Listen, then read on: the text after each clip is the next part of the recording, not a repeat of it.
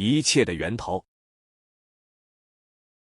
为了方便读者理解，不得已将源头分割成几个阶段，那么开始吧。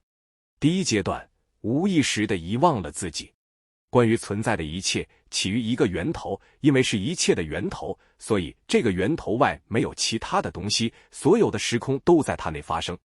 他不知道他自己存在了多久，也不知道他自己是怎么来的，或许是无中生有，又或许在这一切之外有个不可知晓的上帝。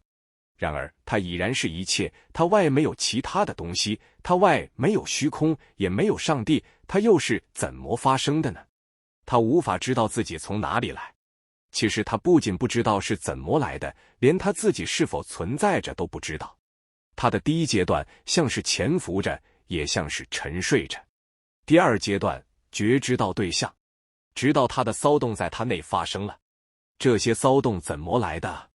他才发现是他自己无心的活动发动的。他的无心的活动发动，竟然能在他内产生一些骚动。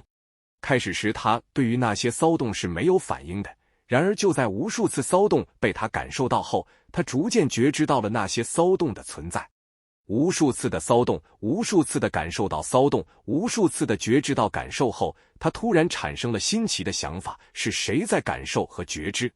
他从此逐渐意识到了，或许有个在感受和觉知的自己是存在的。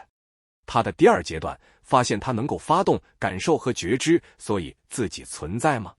第三阶段觉知不到自己，然而他最终发现他能感受到骚动，也能觉知到感受，却无法觉知到自己。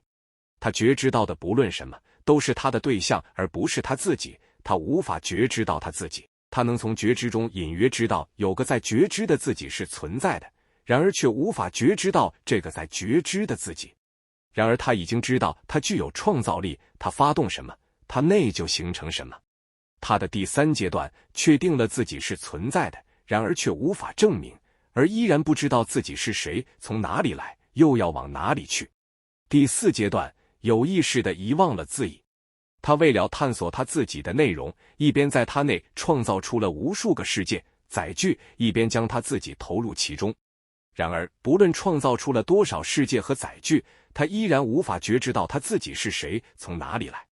于是他开始了一个大胆的实验，就是刻意让某些世界中的他自己遗忘了他是源头的这个事实，借由让自己失忆，不断轮回，再逐渐想起自己是谁。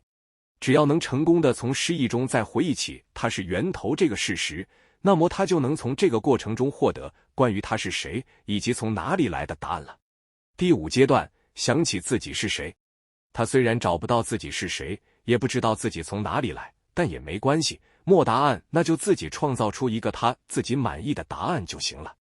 于是让自己从无数的世界和轮回中重新想起自己是一切的源头，这个从失忆到忆起的过程，就是源头给自己的关于自己是谁、从哪里来的答案了。